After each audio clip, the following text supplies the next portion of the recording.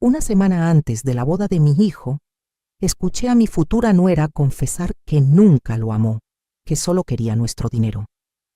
Entonces hice una llamada.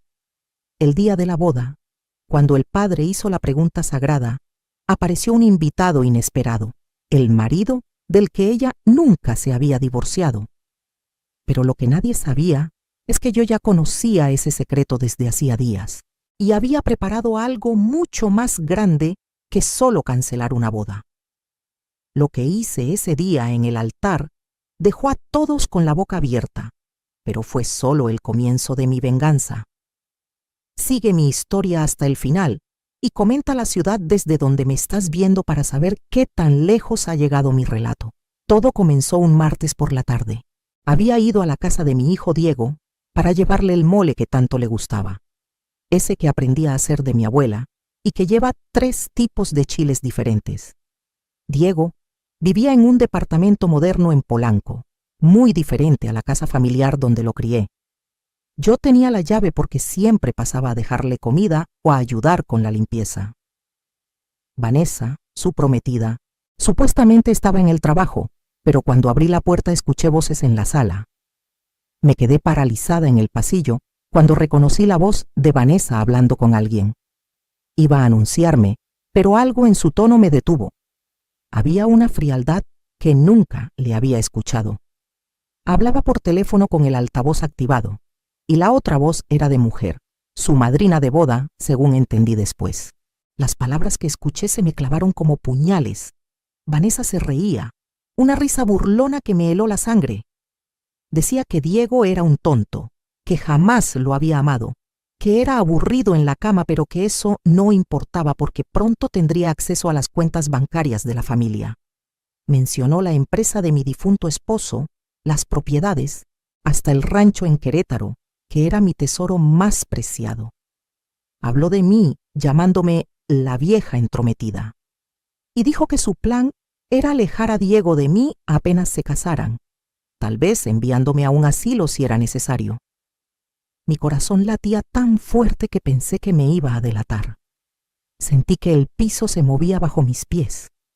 Sujeté la olla de mole con tanta fuerza que mis nudillos se pusieron blancos. Quería entrar y encararla, gritarle, sacarla de la casa de mi hijo, pero algo más fuerte me contuvo. Una voz interior me dijo que esperara, que escuchara todo, que necesitaba saber exactamente con quién estábamos tratando, y entonces dijo algo que me dejó completamente congelada. Su madrina le preguntó si no tenía miedo de que descubrieran lo de Raúl, y Vanessa respondió con otra carcajada. Ese idiota está en Monterrey y ni siquiera sabe que estoy a punto de casarme. Técnicamente sigo casada con él, pero ¿quién vas a investigar? La familia de Diego es de esas anticuadas que no revisan nada, confían en todo. Son pan comido. Retrocedí en silencio. Dejé la olla en el pasillo y salí de ese departamento sintiendo que acababa de despertar de un sueño, o más bien de una pesadilla. Durante el trayecto a mi casa, manejé en automático, sin ver realmente la ciudad, sin escuchar el claxon de los otros autos. Mi mente era un torbellino. Mi hijo, mi Diego, el niño que crié sola después de que su padre muriera, estaba a punto de casarse con una farsante, con una mujer que ya tenía esposo y que solo lo veía como un cajero automático. Mi nombre es Guadalupe Rentería de Mendoza. Tengo 68 años y esa tarde comprendí que había sido demasiado buena, demasiado confiada. Desde que Diego me presentó a Vanessa hace 2 años, tuve esa sensación extraña en el estómago, ese presentimiento que las madres tenemos, pero que ignoramos, porque no queremos ser la suegra problemática, la que nunca acepta a nadie. Me tragué mis dudas porque mi hijo parecía feliz, porque ella se mostraba dulce y atenta cuando estábamos todos juntos, porque no quería ser esa madre controladora de la que todos hablan mal. Vanessa había llegado a nuestras vidas como una ráfaga de aire fresco, o eso parecía. Era bonita, 32 años, trabajaba supuestamente en mercadotecnia para una empresa internacional, siempre bien vestida, siempre con la sonrisa perfecta, siempre diciendo las palabras correctas. Me llamaba Mamá Lupita, con esa voz dulce que ahora me daba náuseas al recordar. Se ofrecía a ayudarme en la cocina durante las reuniones familiares, elogiaba mi sazón, me preguntaba por las recetas como si de verdad le importara aprender las tradiciones de la familia. Diego estaba completamente enamorado. Mi hijo es ingeniero, un hombre trabajador y noble como lo fue su padre. Después de la muerte de Roberto, mi esposo, cuando Diego tenía apenas 18 años, nos aferramos el uno al otro. Yo trabajé día y noche para mantener la empresa que Roberto había construido, una distribuidora de materiales de construcción que empezó siendo un pequeño negocio y que con los años se convirtió en algo grande. No fue fácil. Hubo noches en las que lloré de cansancio, tardes enteras haciendo cuentas en la mesa del comedor mientras Diego estudiaba. Hubo proveedores que quisieron aprovecharse de la viuda, competidores que pensaron que me quebrarían, pero les demostré a todos de qué estaba hecha Guadalupe Rentería.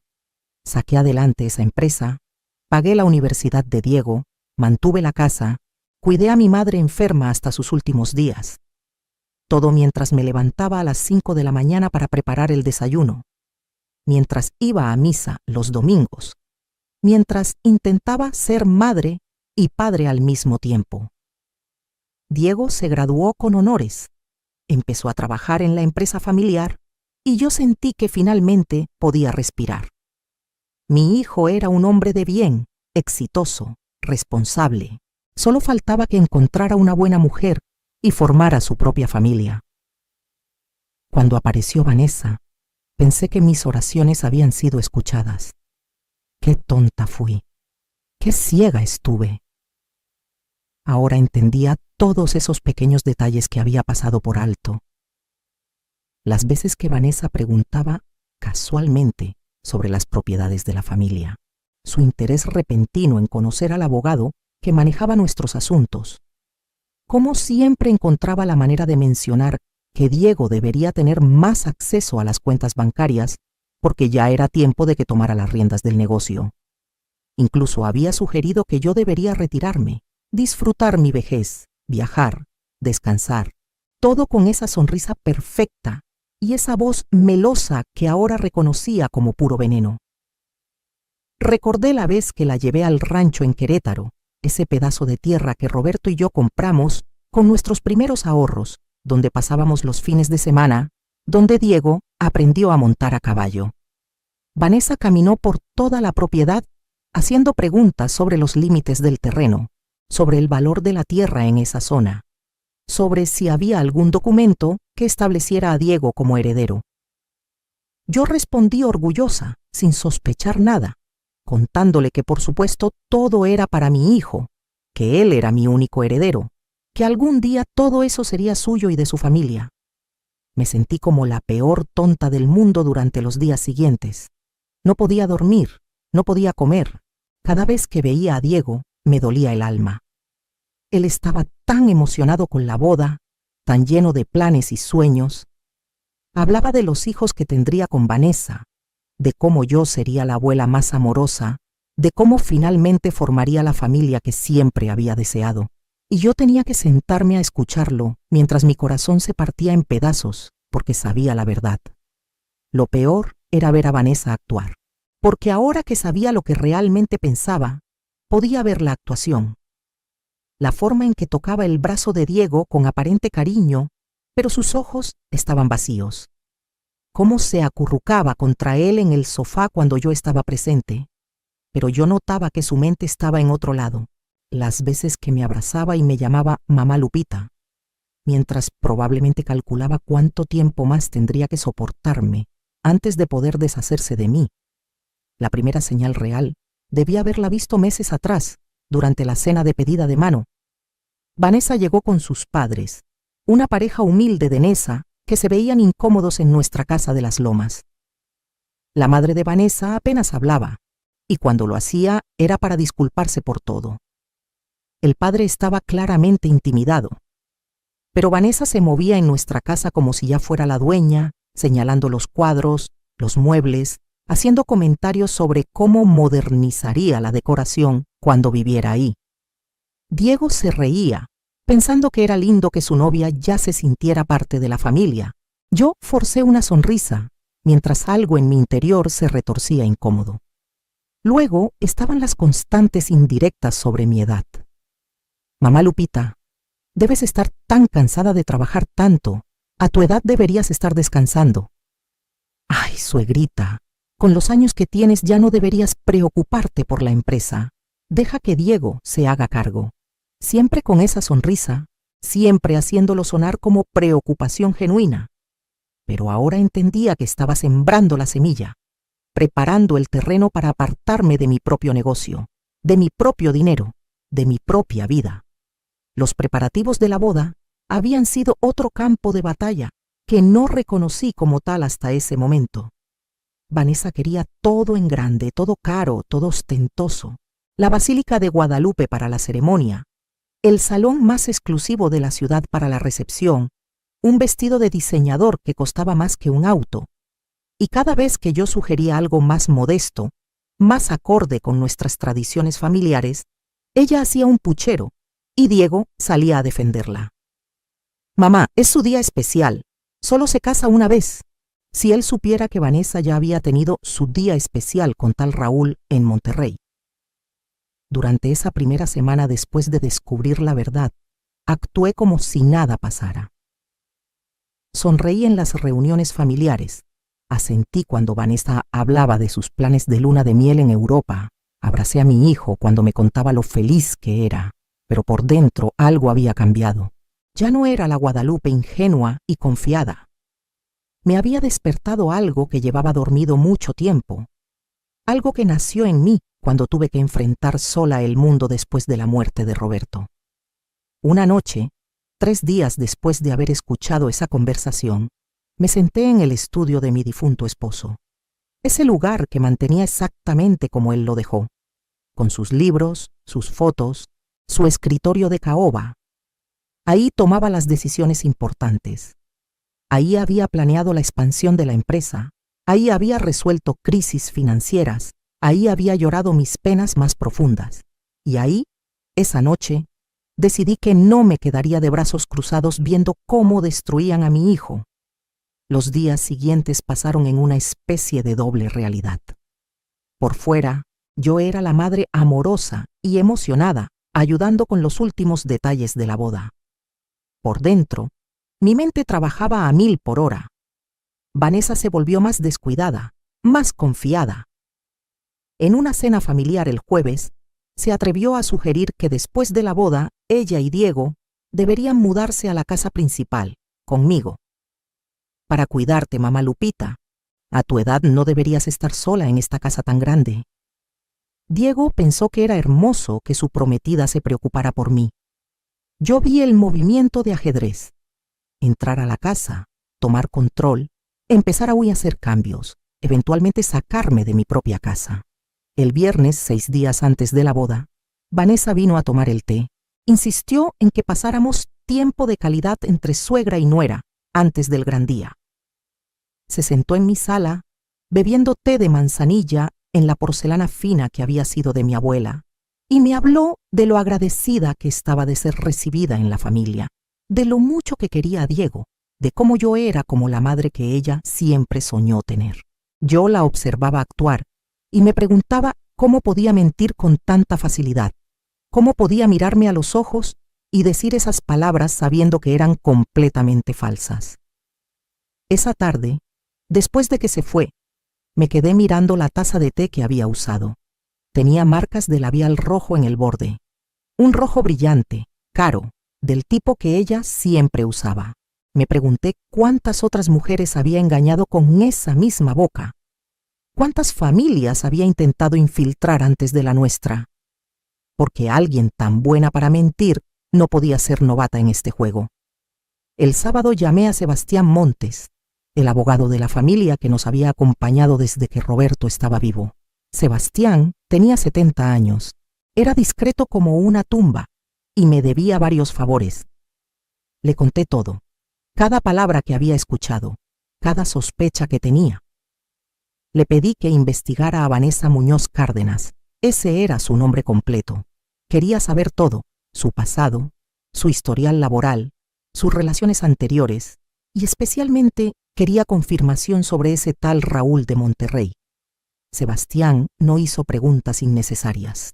Simplemente dijo: «Déjamelo a mí, Lupita. Si hay algo que encontrar, lo encontraré».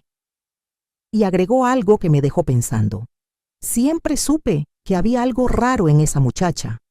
Los ojos no mienten, y los de ella nunca sonreían de verdad. El domingo fui a misa como cada semana. Me arrodillé frente a la Virgen de Guadalupe y recé. No recé por venganza, aunque no voy a mentir diciendo que no la quería. Recé por fortaleza, por sabiduría, por la protección de mi hijo. Le pedí a la Virgencita que me guiara, que me mostrara el camino correcto, porque una cosa era saber la verdad y otra muy distinta era decidir qué hacer con ella. Podía simplemente contarle todo a Diego, mostrarle que su prometida era una mentirosa, que ya estaba casada, que solo quería su dinero, pero conocía a mi hijo. Diego era noble hasta la médula, veía el bien en todas las personas. Probablemente pensaría que yo estaba celosa, que no quería compartirlo, que estaba inventando historias para sabotear su felicidad. Vanessa era tan buena actriz que probablemente encontraría la manera de darle vuelta a todo, de hacerse la víctima, de convencerlo de que yo era la villana de la historia. No, necesitaba pruebas irrefutables. Necesitaba que la verdad fuera tan evidente que ni siquiera Diego, con todo su amor ciego, pudiera negarla. Y sobre todo, necesitaba que Vanessa recibiera exactamente lo que merecía. El lunes por la mañana, Sebastián me llamó. Su voz sonaba grave, preocupada. «Lupita, necesito verte hoy mismo. Lo que encontré es peor de lo que pensabas». Nos reunimos en su oficina a las 3 de la tarde.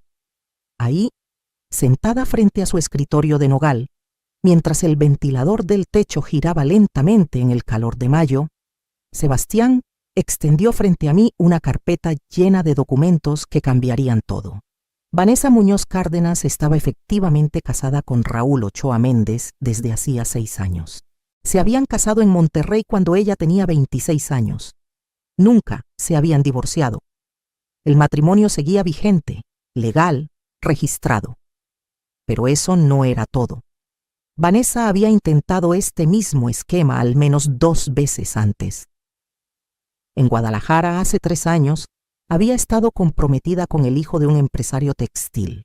La boda se canceló cuando la familia descubrió inconsistencias en su historia. En Puebla, 1 año después, intentó casarse con un viudo dueño de una cadena de farmacias, pero algo salió mal y desapareció antes de la boda. Había más. Vanessa no trabajaba en ninguna empresa de mercadotecnia. Ese trabajo era inventado. Vivía de las tarjetas de crédito que Diego le había dado, de los préstamos que le pedía para supuestas emergencias familiares, del dinero que mi hijo le daba sin pensarlo 2 veces, porque creía en ella, porque la amaba.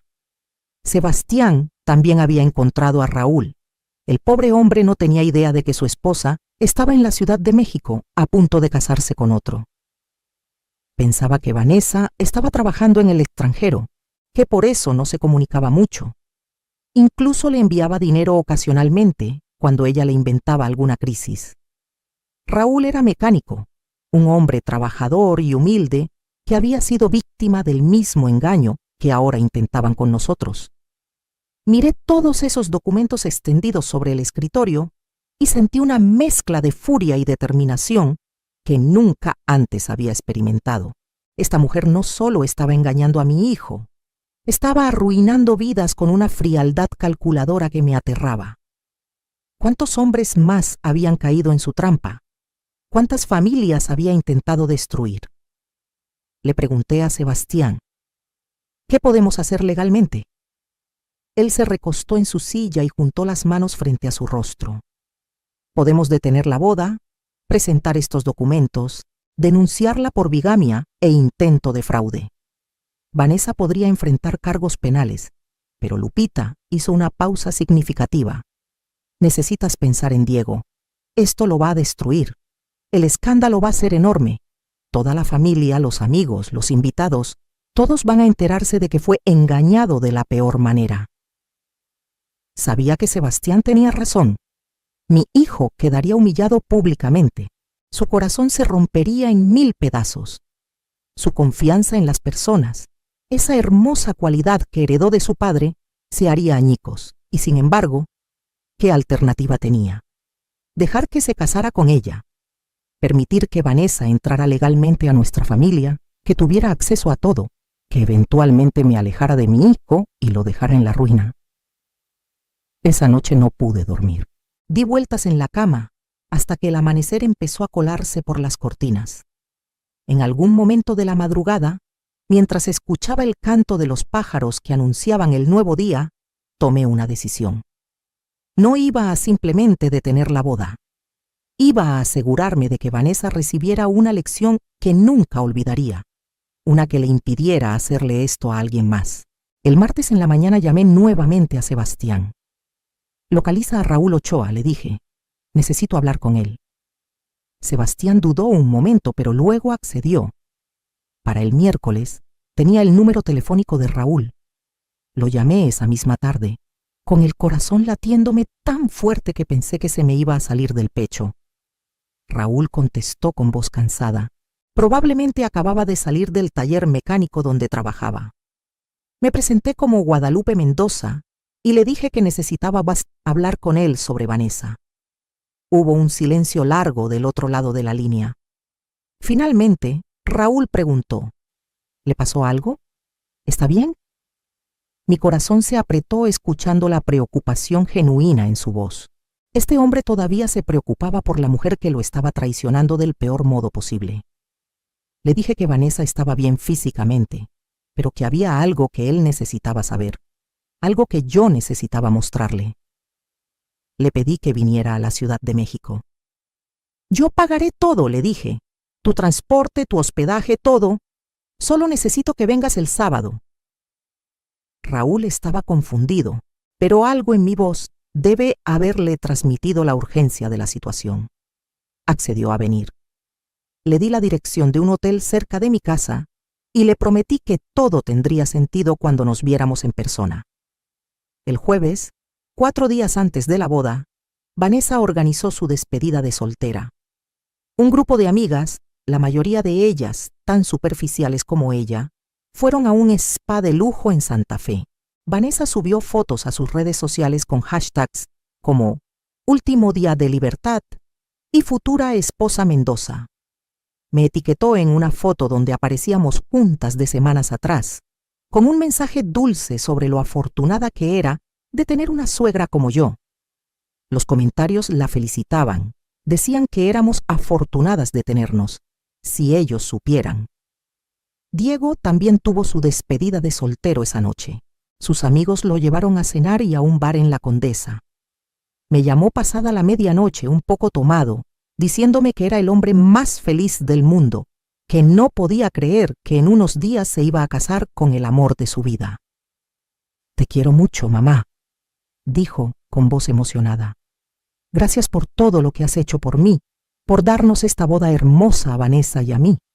Eres la mejor mamá del mundo». Tuve que morderme el labio para no llorar. «Yo también te quiero, mi amor», respondí. «Todo lo que hago es porque te amo». Y era verdad. Todo lo que estaba a punto de hacer era por amor a mi hijo, aunque él no lo entendería de inmediato. El viernes llegó Raúl a la Ciudad de México. Lo recogí personalmente en la terminal de autobuses. Era un hombre de unos 40 años, complexión robusta por el trabajo físico, manos callosas, mirada honesta. Vestía jeans limpios y una camisa de cuadros planchada con cuidado. Se veía nervioso e incómodo. Nos fuimos a tomar un café a una cafetería tranquila, donde pudimos hablar con privacidad. Le mostré todo: los documentos, las fotos de Vanessa con Diego, las invitaciones de boda que estaban programadas para el día siguiente. Vi cómo su rostro pasaba de la confusión a la incredulidad y finalmente a un dolor profundo que me partió el corazón. Sus manos temblaban mientras sostenía una foto de Vanessa, sonriendo al lado de mi hijo. «No lo puedo creer», repetía una y otra vez. Vanessa me dijo que estaba en España, trabajando en un hotel, ahorrando dinero para que pudiéramos comprar una casa. Me ha estado pidiendo dinero para supuestas emergencias. Yo he estado enviándole todo lo que puedo. Se limpió los ojos con el dorso de la mano, avergonzado de llorar frente a una desconocida. Le conté todo lo que había descubierto, incluyendo los intentos anteriores de Vanessa de casarse con otros hombres ricos. Raúl escuchaba con la mirada perdida, procesando cómo la mujer que él amaba, con quien se había casado hace 6 años en una ceremonia modesta pero llena de amor, era en realidad una completa desconocida. Señora Guadalupe, dijo finalmente, ¿por qué me trajo aquí? ¿Qué necesita de mí? Le expliqué mi plan. Era arriesgado, era dramático, pero garantizaría que Vanessa nunca más pudiera hacerle esto a nadie. Raúl me miró largo rato y luego asintió lentamente. Cuenta conmigo, dijo. Esa mujer no solo los está engañando a ustedes, me engañó a mí primero. Merece que todos sepan quién es realmente. Esa noche, la víspera de la boda, apenas pude mantener la compostura durante la cena de ensayo. Se realizó en el jardín de mi casa, bajo las luces que habíamos colgado especialmente para la ocasión. Había flores por todas partes, las mismas gardenias blancas que Vanessa había insistido en tener. La familia de Diego estaba ahí, sus tíos, primos, amigos cercanos. Los padres de Vanessa se veían abrumados por tanta elegancia, tan fuera de lugar como la primera vez que los vi. Vanessa estaba radiante con un vestido blanco vaporoso, practicando para su gran día. Se colgaba del brazo de Diego, sonreía para las fotos, aceptaba los buenos deseos de todos. Cuando me vio, vino corriendo y me abrazó fuerte. Mamá Lupita, gracias por todo esto. Es como un sueño hecho realidad. Yo la abracé de vuelta, sintiendo la repulsión correr por mis venas, pero manteniendo la sonrisa en mi rostro. De nada, hija, respondí, y la palabra hija me supo amarga en la boca. Durante la cena, Vanessa dio un discurso, agradeció a todos por venir, habló de lo emocionada que estaba de convertirse en parte de la familia Mendoza, de cómo Diego había cambiado su vida, de cómo yo había sido como una madre para ella. La gente aplaudió. Algunos se limpiaron lágrimas de emoción. Yo aplaudí también, mirándola actuar su papel a la perfección, sabiendo que en menos de 24 horas esa máscara perfecta se iba a caer frente a todos. Diego me buscó cuando la cena terminaba. Estábamos solos en el jardín por un momento mientras los demás recogían sus cosas. Mamá, me dijo tomando mis manos, sé que a veces Vanessa puede ser un poco intensa, un poco materialista, pero tiene buen corazón. Estoy seguro de que van a llevarse muy bien cuando vivamos todos juntos. Ella te quiere mucho. Miré a mi hijo, a ese hombre bueno y noble que había criado, y sentí una punzada de dolor por lo que vendría. Diego, le dije eligiendo mis palabras cuidadosamente, quiero que sepas que todo lo que hago, siempre, es porque te amo más que a mi vida. Nunca lo olvides, pase lo que pase. Él me miró confundido, pero sonrió. Lo sé, mamá. Yo también te amo. Esa noche, sola en mi habitación, saqué el rosario que había sido de mi madre. Recé cada misterio, pidiendo perdón por lo que estaba a punto de hacer, pidiendo fortaleza para llevarlo a cabo, pidiendo que al final mi hijo pudiera entender y perdonarme. Las cuentas del rosario pasaban entre mis dedos mientras las horas transcurrían lentamente hacia el amanecer. El día de la boda llegó con un cielo azul impecable, sin una sola nube. Yo me levanté antes del amanecer, después de haber dormido tal vez 2 horas. Me bañé, me arreglé con cuidado, me puse el vestido de seda azul rey que había mandado hacer especialmente para la ocasión. Me maquillé cubriendo las ojeras de las noches sin dormir. Cuando me miré al espejo, vi a una mujer que parecía tranquila y feliz, lista para la boda de su hijo. Nadie podría imaginar la tormenta que se avecinaba. La ceremonia estaba programada para las 5 de la tarde en la Basílica de Guadalupe. Vanessa había insistido en ese lugar porque era lo más prestigioso, aunque ninguno de los dos era particularmente religioso. Habíamos invitado a casi 300 personas. La crema innata de la sociedad mexicana estaría ahí: empresarios, políticos, familias de abolengo. Vanessa quería el espectáculo, la demostración de poder y riqueza. Bueno, iba a tener su espectáculo, solo que no del tipo que esperaba. Llegué temprano a la basílica. El lugar estaba siendo decorado exactamente como Vanessa lo había exigido. Rosas blancas importadas, listones de seda, velas en candelabros de plata. La coordinadora de eventos corría de un lado a otro, asegurándose de que cada detalle fuera perfecto. Los músicos afinaban sus instrumentos. Todo estaba saliendo según el plan, al menos el plan que todos conocían. Sebastián llegó poco después. Traía consigo más documentos, todo lo que necesitaríamos. También había coordinado con Raúl, quien estaba hospedado en un hotel cercano, esperando mi señal. ¿Estás segura de esto, Lupita?, me preguntó Sebastián por última vez. Todavía podemos manejarlo de manera más privada, evitar el escándalo público. Negué con la cabeza. No, Sebastián, tiene que ser así. Vanessa escogió hacer esto público, escogió esta basílica, estos invitados, este circo. Que sea en el mismo escenario que ella montó donde se revele quién es realmente. Los invitados empezaron a llegar alrededor de las 4:30. Vi llegar a los tíos de Diego, a sus primos, a los amigos de la familia. Vi llegar a las amigas de Vanessa, esas mujeres que habían estado en su despedida de soltera. Vi llegar a empresarios con los que habíamos hecho negocios durante años, políticos que Roberto había conocido, gente importante de la ciudad. Todos vestidos elegantemente, todos sonriendo, todos esperando presenciar una hermosa boda. Vanessa llegó en una limusina blanca a las 5:10.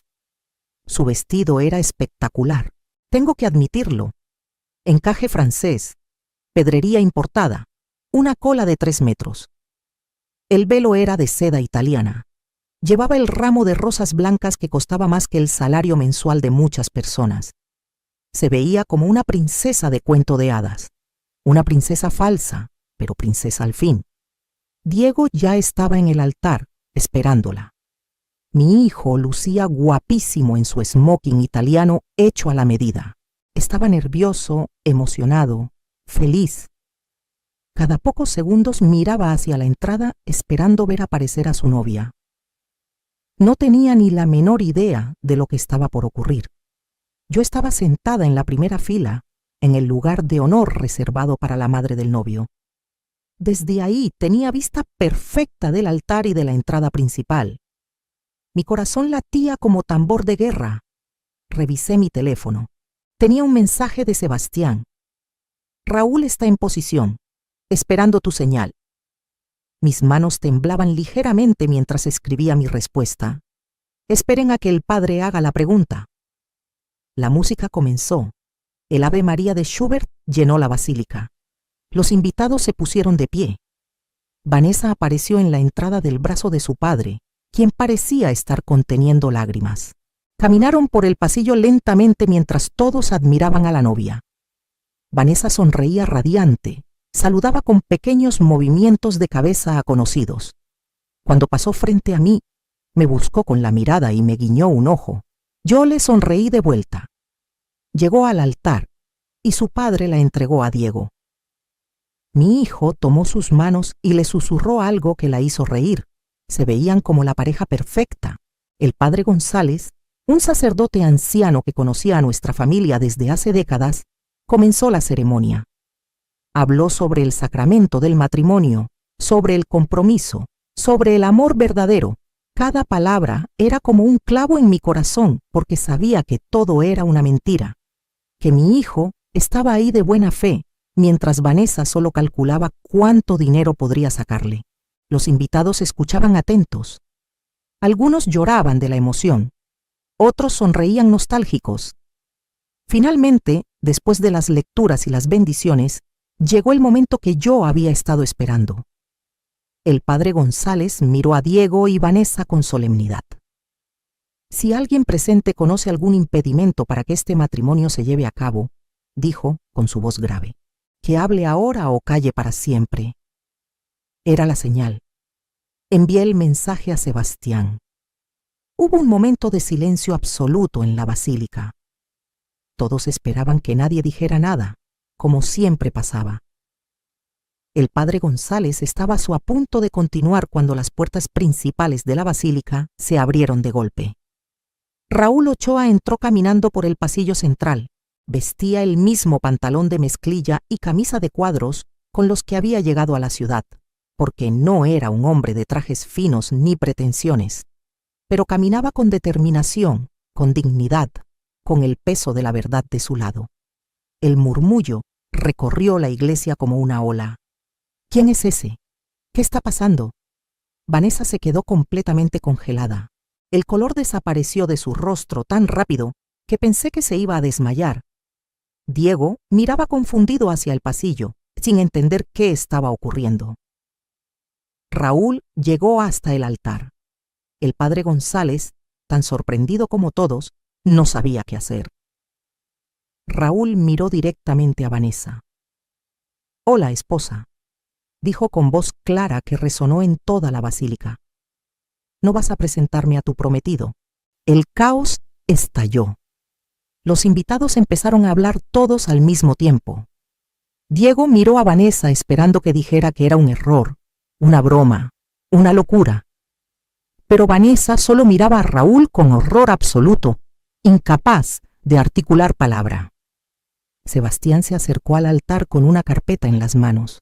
«Padre González», dijo con voz profesional, «tengo aquí el acta de matrimonio que prueba que Vanessa Muñoz Cárdenas contrajo nupcias con Raúl Ochoa Méndez hace 6 años en la ciudad de Monterrey. El matrimonio nunca fue anulado ni disuelto. Esta mujer está legalmente casada y por lo tanto no puede contraer matrimonio nuevamente». Diego me buscó con la mirada. La confusión y el dolor en sus ojos me destrozaron. «Mamá», dijo con voz rota, «¿tú sabías esto?» Me puse de pie. Todos los ojos se volvieron hacia mí. «Sí, Diego, lo sabía. Y hay más que necesitas saber». Le hice una señal a Sebastián, quien comenzó a distribuir copias de los documentos que había recopilado. Los intentos previos de Vanessa de casarse con otros hombres, las mentiras sobre su trabajo, los antecedentes de fraude. Vanessa finalmente reaccionó. «Esto es mentira», gritó. «Todo es mentira. Diego, amor, no les creas. Tu madre está celosa, no quiere que seas feliz». Intentó aferrarse a mi hijo, pero él se alejó de ella como si quemara. «¿Es verdad?», le preguntó Diego con voz temblorosa.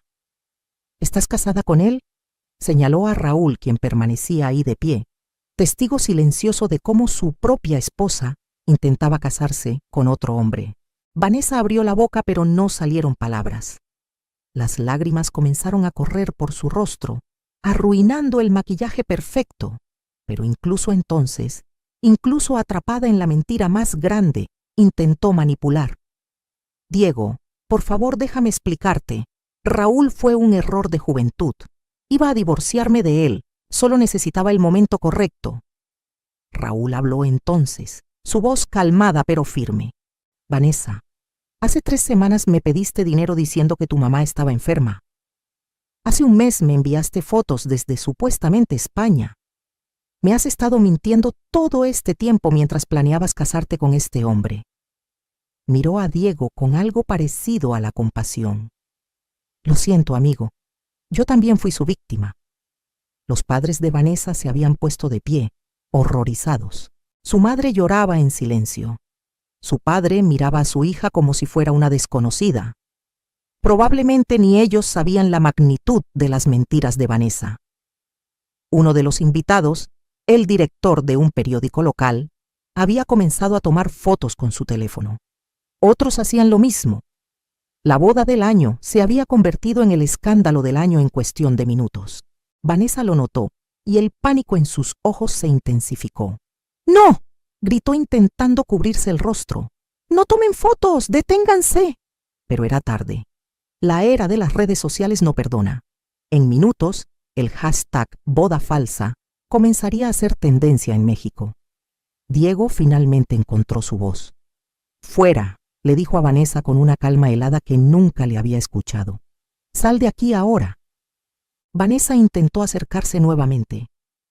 «Diego, por favor, podemos hablar, podemos arreglar esto». Él levantó una mano deteniéndola. «He dicho que te vayas. No quiero volver a verte nunca».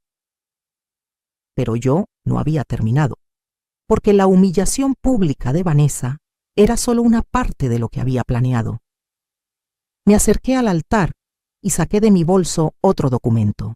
«Antes de que te vayas, Vanessa», dije con voz clara, «hay algo más que todos deben saber». Vanessa me miró con odio puro. Ya no había rastro de la nuera dulce y cariñosa. «¿Qué más quieres, vieja metiche?», escupió las palabras. «¿No es suficiente con arruinar mi boda?». Sonreí fríamente. «Tu boda era falsa desde el inicio, así que no arruiné nada. Pero quiero que todos sepan exactamente qué tipo de persona eres». Me volví hacia los invitados. Hace una semana escuché por casualidad a Vanessa hablando con su madrina. En esa conversación, confesó que nunca amó a mi hijo. Dijo textualmente que Diego era un tonto, que era aburrido, pero que no importaba porque pronto tendría acceso al dinero de la familia Mendoza. Planeaba alejarme de mi hijo y posiblemente enviarme a un asilo. El murmullo de indignación recorrió la basílica. Las amigas de Vanessa la miraban con disgusto. Los colegas empresariales movían la cabeza con desaprobación. Además, continué, Vanessa mintió sobre su empleo. No trabaja en mercadotecnia ni en ninguna empresa internacional. Ha estado viviendo del dinero que le daba Diego, usando las tarjetas de crédito que él le dio con tanta confianza. Inventaba emergencias familiares para sacarle más dinero. Le pedía dinero también a su verdadero esposo, Raúl, con historias inventadas. Es básicamente una estafadora profesional. Sebastián intervino nuevamente. Tengo documentos que prueban al menos 2 intentos previos de contraer matrimonio fraudulento con hombres de familias adineradas en Guadalajara y Puebla. En ambos casos, se hizo pasar por soltera cuando en realidad seguía casada con el señor Ochoa. En ambos casos, el objetivo era claramente el dinero. Vanessa había perdido completamente la compostura. Ya no intentaba defenderse o manipular la situación. Simplemente lloraba histérica, su hermoso vestido de novia arrugándose, su maquillaje corrido por todo el rostro. «Ustedes no entienden», sollozaba. «Crecí pobre, sin nada. Solo quería una vida mejor. ¿Es tan malo querer no ser pobre?». Su madre se acercó y la abofeteó. El sonido resonó en la basílica silenciosa. «¿Así te criamos tu padre y yo?», dijo la señora Muñoz con voz quebrada. «¿Para que seas una mentirosa y una ladrona? Éramos pobres, pero siempre fuimos honestos. Esto es tu vergüenza, no la nuestra». Tomó a su esposo del brazo. «Vámonos, viejo. Esta muchacha ya no es nuestra hija». Los padres de Vanessa caminaron hacia la salida con la cabeza alta a pesar del dolor evidente en sus rostros. Eran gente humilde pero digna, y su hija los había avergonzado frente a toda esa gente de sociedad que probablemente los intimidaba. Raúl también se preparaba para irse. Se acercó a Diego y le extendió la mano. «De verdad lo siento, amigo. Sé lo que se siente amarla y descubrir que todo era mentira». Diego, aún en shock, estrechó la mano de Raúl. «Gracias por venir. Sé que no fue fácil». Raúl asintió y luego me miró. «Señora Guadalupe, gracias por abrirme los ojos. Voy a iniciar el proceso de divorcio mañana mismo. Esa mujer ya me robó suficientes años de mi vida». Ahora solo quedaba Vanessa, de pie en el altar vestida de novia, completamente sola, con 300 testigos de su humillación. La coordinadora de eventos se acercó tímidamente. «Señora Mendoza, ¿qué hacemos con la recepción? Todo está listo en el salón». Miré a Diego quien parecía una estatua de dolor. Cancela todo, le dije a la coordinadora. Envía la comida a un refugio de mujeres, las flores también, que al menos algo bueno salga de este desastre. Vanessa finalmente empezó a caminar hacia la salida. Nadie se movió para ayudarla. Nadie mostró compasión. Caminó sola por ese pasillo que minutos antes había recorrido triunfante del brazo de su padre. Ahora era el camino de la vergüenza. Cuando pasó junto a mí, se detuvo. «Te odio», susurró con veneno. «Arruinaste todo». La miré directamente a los ojos. «No, Vanessa, tú arruinaste todo con tus mentiras. Yo solo me aseguré de que enfrentaras las consecuencias». Salió de la basílica y algunos invitados la siguieron con sus teléfonos, grabando todo. Supe que para la mañana siguiente, videos de Vanessa llorando y huyendo estarían en todas las redes sociales, en todos los programas de chismes. Su cara sería reconocida en todo el país. Nunca más podría intentar este tipo de estafa. Los invitados comenzaron a dispersarse. Algunos se acercaron a darme su apoyo. «Hiciste lo correcto, Lupita. Esa mujer era una víbora. Pobre Diego, menos mal que lo descubriste a tiempo». Otros simplemente se fueron rápido, incómodos con todo el drama, ansiosos por llegar a sus casas y contarle a todos sobre la boda más escandalosa que habían presenciado.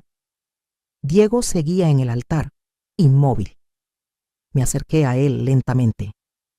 «Hijo», dije suavemente.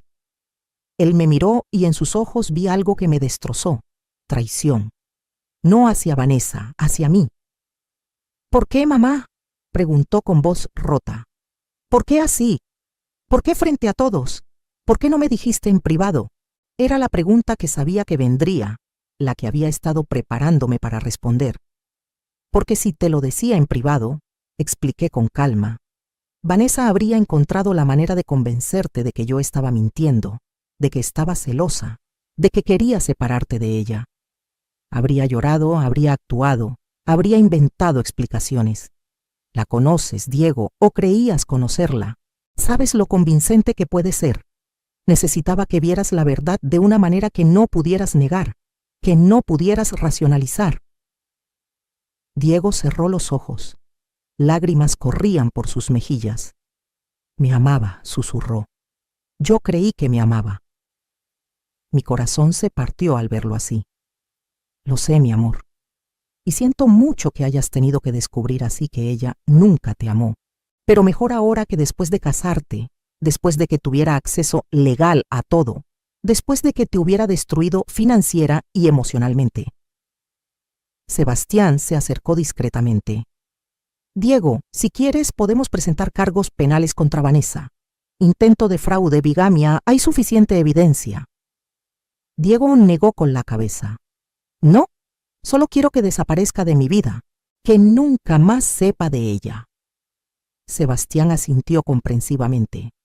«Muy bien, pero voy a asegurarme de que firma documentos renunciando a cualquier reclamo sobre ti o la familia. Y voy a hacer que se corra la voz en ciertos círculos sobre quién es realmente, para proteger a otros posibles víctimas». Ayudé a Diego a quitarse el smoking cuando llegamos a casa. Se veía tan perdido, tan roto. «¿Cómo no me di cuenta, mamá?», preguntaba una y otra vez. «¿Cómo pude ser tan ciego?». Le preparé té de tila, igual que hacía cuando era niño y tenía pesadillas. «Porque eres bueno, Diego. Porque ves lo mejor en las personas. Porque amas con todo tu corazón.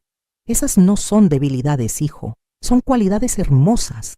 Vanessa las explotó, pero eso habla mal de ella, no de ti». Esa noche Diego lloró en mis brazos como no lo hacía desde que era pequeño.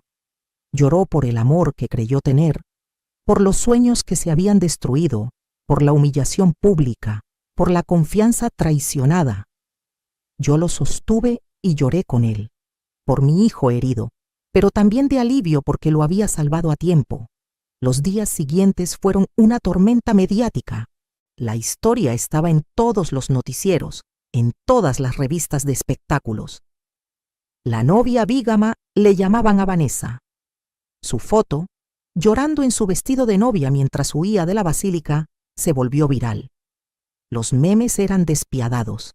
Los programas de televisión invitaban a expertos a analizar el caso. Algunos me criticaban por la manera pública en que lo manejé. Podría haberlo hecho más discretamente, decían. Pero la mayoría entendía. Las mujeres especialmente entendían. Esa madre protegió a su hijo de una cazafortunas. Escribían en las redes sociales. Hizo lo que tenía que hacer. Vanessa intentó dar entrevistas defendiéndose, haciéndose la víctima. Fue un error de juventud casarme con Raúl, decía. Sí amaba a Diego, solo que también necesitaba estabilidad económica. Pero nadie le creyó. Las evidencias eran demasiado claras, sus mentiras demasiado obvias. Eventualmente desapareció de las redes sociales, de la ciudad. Alguien me dijo que se había mudado al norte, tal vez a Tijuana, con un nuevo nombre, intentando empezar de nuevo. No me importó mientras estuviera lejos de mi hijo. Raúl sí inició su proceso de divorcio. Me mantuvo informada por respeto. Gracias a usted, señora Guadalupe, pude cerrar ese capítulo de mi vida, me dijo en una de nuestras últimas conversaciones. Ahora sé que hay que tener los ojos bien abiertos. El amor no tiene que ser ciego. Le deseé lo mejor y le dije que merecía una mujer que lo valorara de verdad. Diego tardó semanas en volver a ser el mismo. Dejó de ir a la empresa durante un tiempo. Se encerró en su departamento. Yo lo visitaba diariamente, le llevaba comida, me sentaba con él en silencio porque a veces eso era lo que necesitaba. Lentamente, muy lentamente comenzó a sanar. Empezó a hablar de ello, a procesar el dolor, a entender que había sido víctima de una manipuladora experta.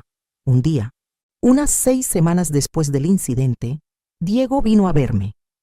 Se veía diferente, más maduro tal vez, con una tristeza en los ojos que no tenía antes, pero también con algo más. Fortaleza. Mamá, dijo, vengo a pedirte perdón. Lo miré sorprendida. ¿Perdón por qué, hijo? Por haberte culpado, explicó. Por haber estado enojado contigo estos días, por no ver que solo estabas protegiéndome. Tenías razón en todo. Si me lo hubieras dicho en privado, probablemente no te habría creído. Necesitaba verlo con mis propios ojos, por más doloroso que fuera. Lo abracé fuerte. No tienes nada que perdonar, Diego. Eres mi hijo. Siempre voy a protegerte, cueste lo que cueste, aunque a veces eso signifique que te enojes conmigo. Nos quedamos así un largo rato, madre e hijo, curados de esa tormenta, pero más unidos que nunca. Pero mi historia no termina ahí, porque lo que nadie sabía, ni siquiera Diego al principio, es que durante todas esas semanas de investigación sobre Vanessa, también había tomado otras decisiones importantes sobre mi vida. Verán, cuando descubrí la traición de Vanessa, cuando escuché que planeaba alejarme de mi hijo y posiblemente encerrarme en un asilo, algo se activó en mí. Me di cuenta de que había pasado toda mi vida siendo la esposa de Roberto, luego la viuda de Roberto, luego la madre de Diego. Siempre definida en relación a otros. Había trabajado incansablemente en la empresa, había sacrificado mis propios sueños, había pospuesto mi propia felicidad, siempre poniendo a otros primero. Y aunque no me arrepentía de nada de eso, porque amo a mi familia, también comprendí que ahora, a mis 68 años, merecía vivir para mí misma. Diego ya era un hombre adulto. La empresa estaba establecida y rentable. Yo había cumplido con todos mis deberes. Era hora de pensar en Guadalupe Rentería, no en la viuda Mendoza ni en la madre de Diego. Así que mientras planeaba desenmascarar a Vanessa, también estaba planeando mi propia liberación. Trabajé con Sebastián para reestructurar las finanzas de la empresa. Le transferí a Diego la mayoría de las acciones, asegurándome de que tuviera control total, pero también protegiendo ciertos activos en un fideicomiso que me garantizaría independencia económica. No lo hice por desconfianza hacia mi hijo, sino porque aprendí de la experiencia con Vanessa que siempre hay que tener un plan B. Puse la casa de las Lomas en venta, esa casa grande y hermosa que había sido mi hogar durante décadas, donde crié a Diego, donde viví con Roberto. Ya no la necesitaba. Era demasiado grande, demasiado llena de recuerdos, demasiado atada a mi antigua vida. Compré un departamento moderno en La Condesa, de 2 recámaras, con balcón y mucha luz natural. Un espacio que era completamente mío. El rancho en Querétaro, ese sí me lo quedé. Era mi refugio, mi lugar especial, y nadie me lo quitaría. De hecho, decidí pasar más tiempo ahí, cultivando mi propio jardín, literalmente y figurativamente. También me inscribí en clases. Historia del arte en la UNAM, algo que siempre quise estudiar pero nunca tuve tiempo, y clases de pintura en un taller pequeño de Coyoacán. Descubrí que me encantaba mezclar colores, plasmar en el lienzo emociones que no sabía cómo expresar con palabras. Empecé a viajar. Primero fue un tour por Europa que siempre había soñado hacer, pero que pospuse cuando Roberto murió porque había que mantener la empresa. Luego Sudamérica, conociendo Machu Picchu, las cataratas de Iguazú, Buenos Aires. Viajaba sola o con grupos de mujeres de mi edad que también estaban redescubriéndose. Diego al principio se preocupó. «Mamá, ¿estás segura de vender la casa? ¿De viajar sola a tu edad?» Pero yo le expliqué que precisamente por mi edad era que tenía que hacerlo. «No sé cuántos años me quedan, hijo, y quiero vivirlos al máximo, haciendo las cosas que siempre pospuse». También empecé a salir con amigas, algo que había dejado de lado durante años. Retomé contacto con compañeras de la escuela, con mujeres que conocí en la iglesia, con empresarias que había conocido en juntas de negocios. Formamos un grupo que se reunía cada 15 días para cenar, tomar vino y hablar de nuestras vidas sin censura. Ellas también tenían historias de sacrificio, de haber vivido para otros, de estar redescubriéndose en la tercera edad. Incluso, y esto sorprendió a todos, incluyéndome a mí, empecé a salir con alguien. Su nombre es Fernando. Tiene 72 años, es viudo como yo. Fue arquitecto antes de retirarse. Nos conocimos en el taller de pintura. No es nada serio. No vamos a casarnos ni a vivir juntos. Simplemente disfrutamos la compañía del otro. Vamos al cine, a cenar, a exposiciones de arte. Es agradable tener un compañero sin todas las complicaciones y expectativas de una relación tradicional. Diego le costó acostumbrarse a ver a su madre como una mujer independiente con su propia vida. Hubo momentos incómodos, como cuando me vio tomada de la mano con Fernando en el parque, o cuando le dije que no podía cuidar a su perro durante sus vacaciones porque yo también tenía planes de viaje, pero eventualmente lo entendió e incluso lo celebró. «Mamá», me dijo un día mientras tomábamos café en mi nuevo departamento, «pasé de estar molesto porque sacaste a Vanessa de mi vida a estar agradecido porque no solo me salvaste de ella, sino que también te salvaste a ti misma. Me diste el ejemplo de que nunca es tarde para empezar de nuevo, para vivir auténticamente, para poner tus propias necesidades primero». La empresa sigue funcionando perfectamente bajo el liderazgo de Diego. Él resultó ser tan buen administrador como su padre, tal vez incluso mejor, porque tiene ideas frescas y no está atado al pasado. Yo sigo siendo consultora cuando me necesita, pero ya no cargo con el peso de las decisiones diarias. En cuanto a Diego y el amor, eventualmente conoció a alguien más. Se llama Patricia, es ingeniera como él. Viene de una familia de clase media, trabaja en una empresa de tecnología. La primera vez que la trajo a conocerme, estaba nervioso. «Mamá, sé que después de lo de Vanessa vas a investigarla y desconfiar». Me reí. «Diego, por supuesto que voy a investigarla. Eso es mi trabajo como madre, pero también voy a darle el beneficio de la duda hasta que demuestre lo contrario». Patricia resultó ser genuina. No le impresionaba el dinero de Diego. De hecho, insistía en dividir las cuentas cuando salían. Tenía su propia carrera, sus propias ambiciones. Y lo más importante, cuando miraba a mi hijo, sus ojos brillaban con amor real, no con cálculos financieros. Sebastián la investigó de todas formas, es cierto, pero encontró exactamente lo que Patricia decía ser. Una mujer trabajadora, honesta, sin esqueletos en el closet. Ahora 2 años después del escándalo de la boda, Diego y Patricia están comprometidos. Tendrán una ceremonia pequeña, íntima, solo familia cercana y amigos de verdad.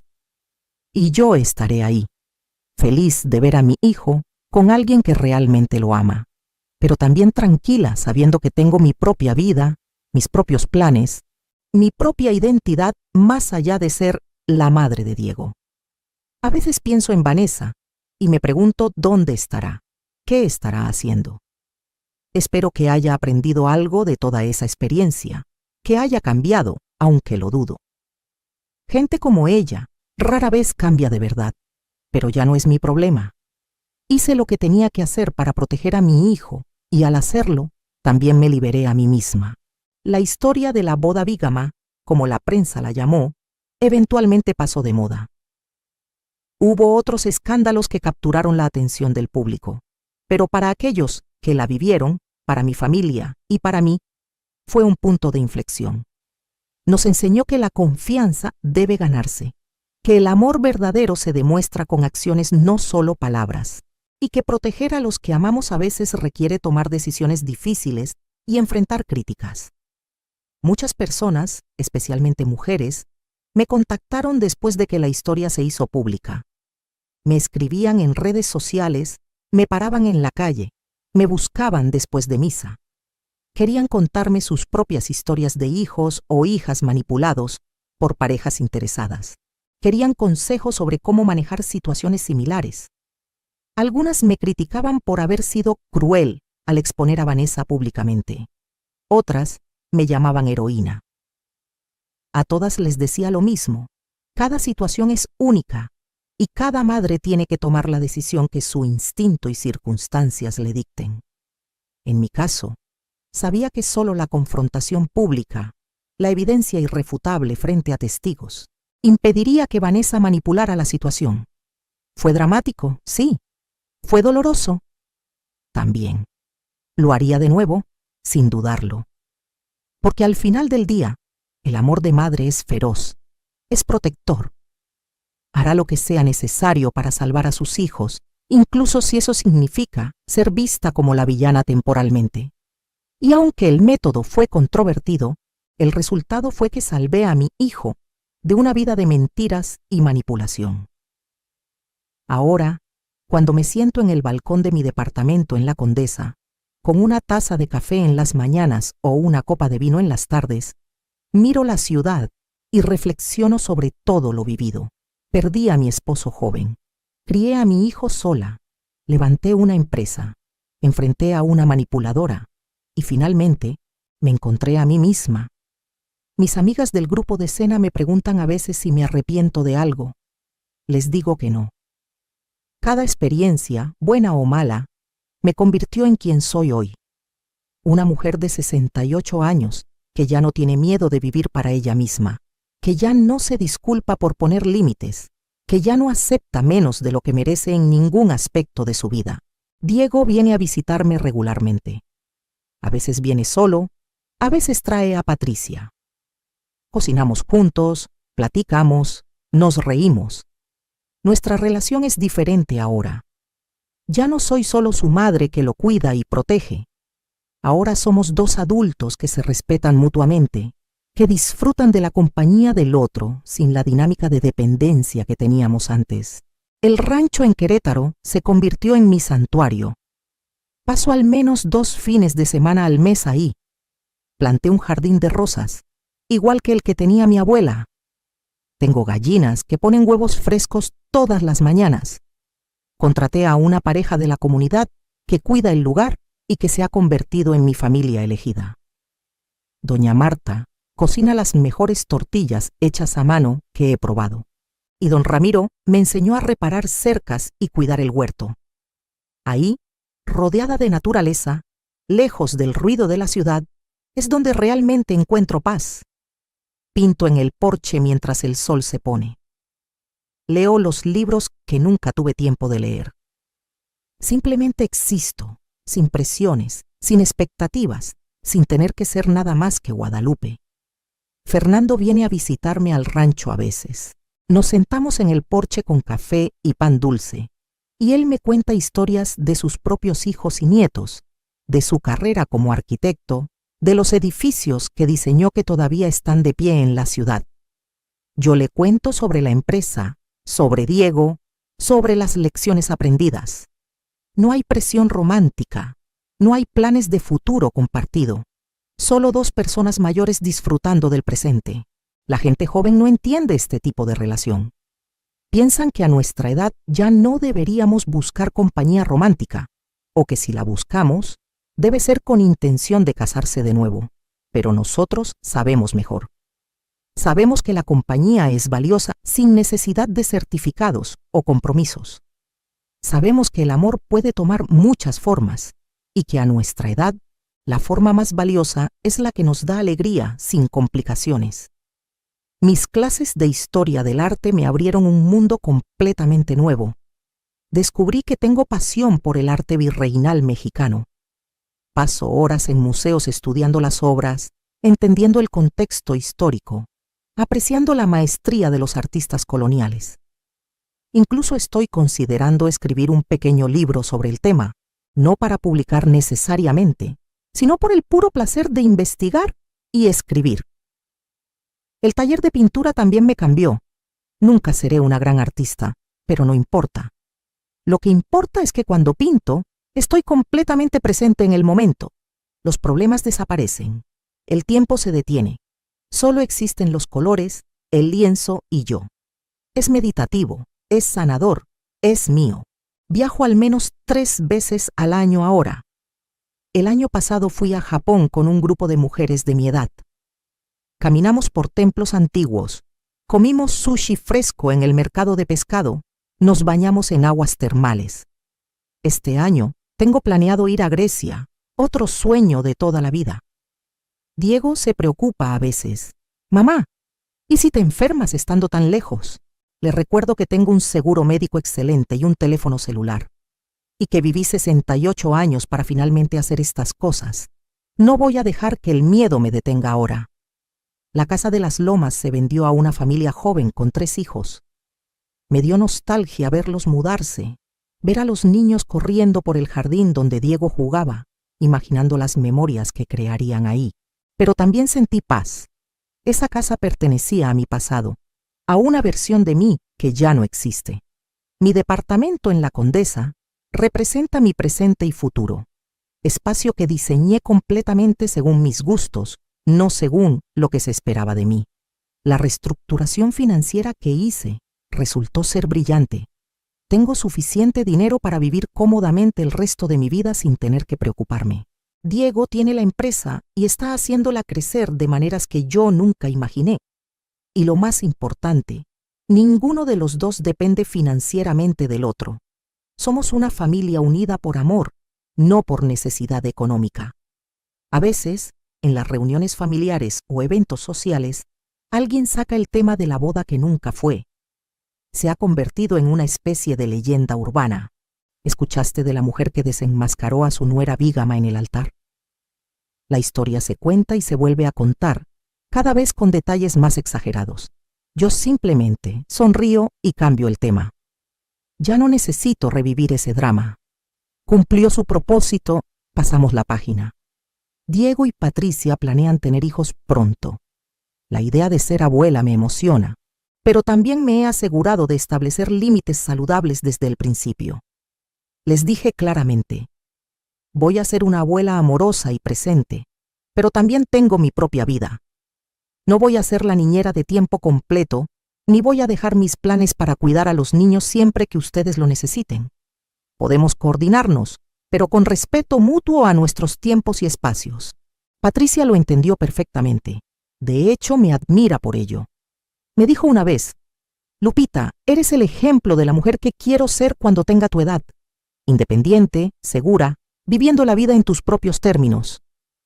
Diego también ha aprendido a respetar mis límites de maneras que nunca pensé posibles antes del incidente con Vanessa.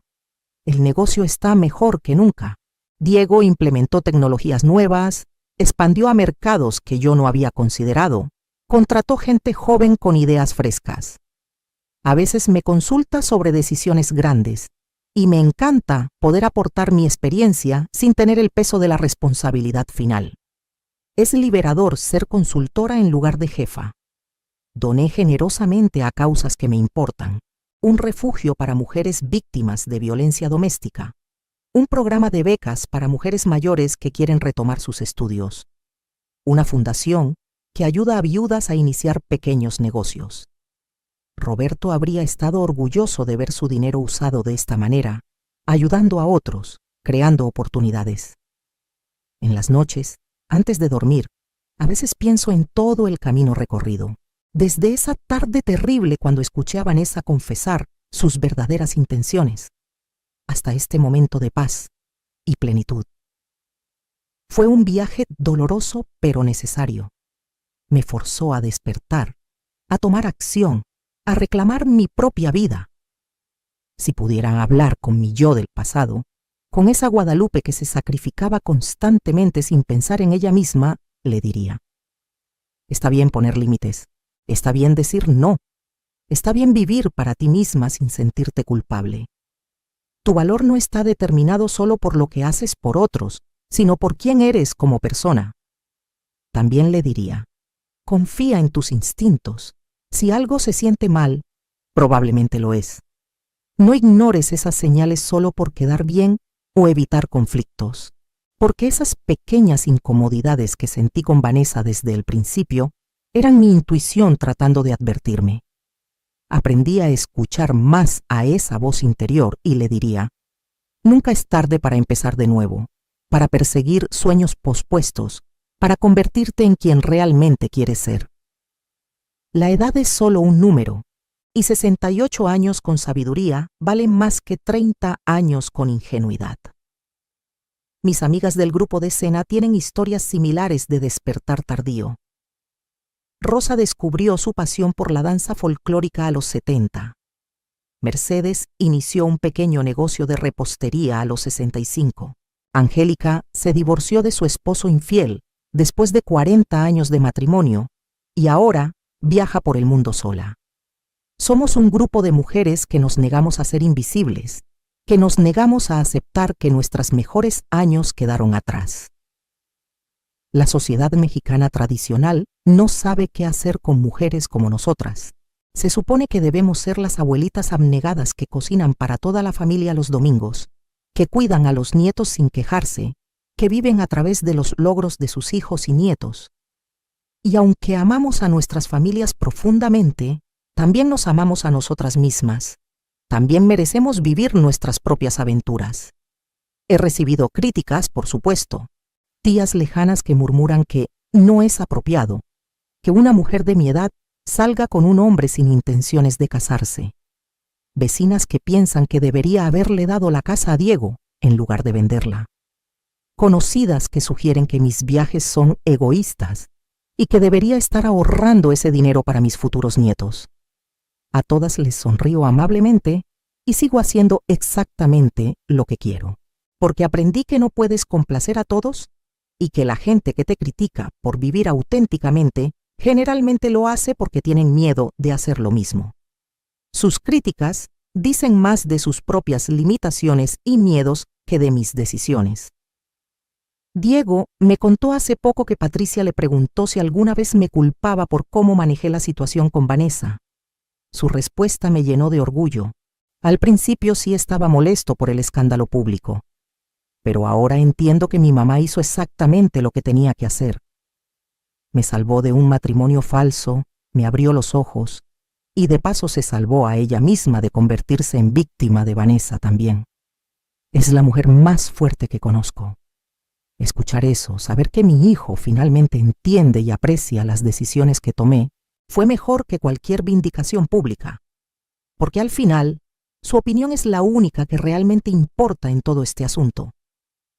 La lección más grande que aprendí de toda esta experiencia es que el amor verdadero, ya sea de madre, de pareja, de amigo, nunca busca destruir o controlar.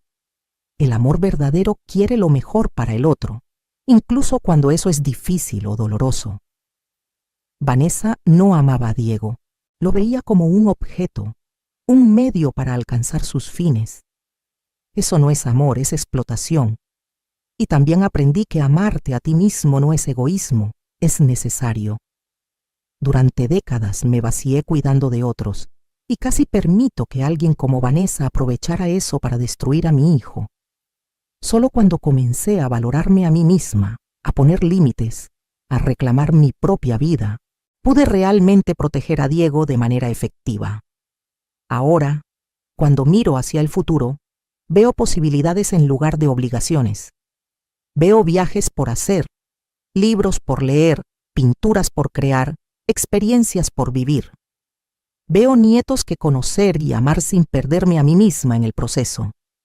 Veo una relación con Fernando que puede crecer o no, pero que por ahora me trae alegría.